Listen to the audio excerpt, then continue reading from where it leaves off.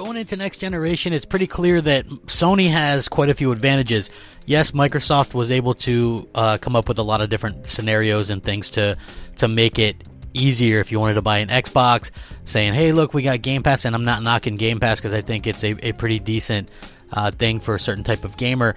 But at the same time, there's one big advantage now that's getting kind of brought up that nobody's really talking about that really bodes well for what Sony's planning to do. And Microsoft picked the absolute worst time to lose a generation by so much. I mean, when you think about how popular the Xbox 360 was, almost 90 million consoles sold, and then you lose over half your install base, that's not a good thing. And they're going to have problems because of this. And I'm looking forward to talking about it and getting your guys' feedback.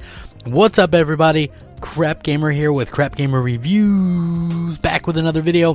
Thank you all so much for checking it out. Like, share, subscribe, hit that bell, and if you really want to support the channel, consider becoming a member. That would be awesome. You know, it's been a pretty interesting week so far. We're all having a good time talking about next-gen consoles and stuff like that. This article sort of brings to the attention that, hey, there's this huge advantage that the PlayStation 5 has over the Xbox Series X, and it's not power or anything like that. I mean, the games, we don't know yet. I'm sure that the games on PlayStation 5 are going to be sick, and, you know, Sony does have an advantage there, but the biggest advantage is both these consoles are going to do backwards compatibility with the previous gen, right?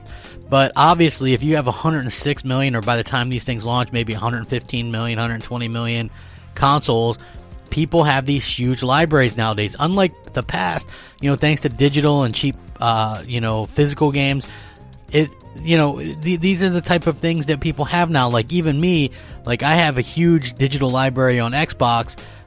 You know, something closing in on 1,000 games, but I have hundreds of games on the PlayStation 4 as well, and most people have probably a lot more on their PlayStation since there's a lot more PlayStation owners, and they're going to want to take that with them. So when developers are talking about, hey, here's this advantage that nobody's kind of talking about it, you kind of get the idea that, hey, that is a smart thing.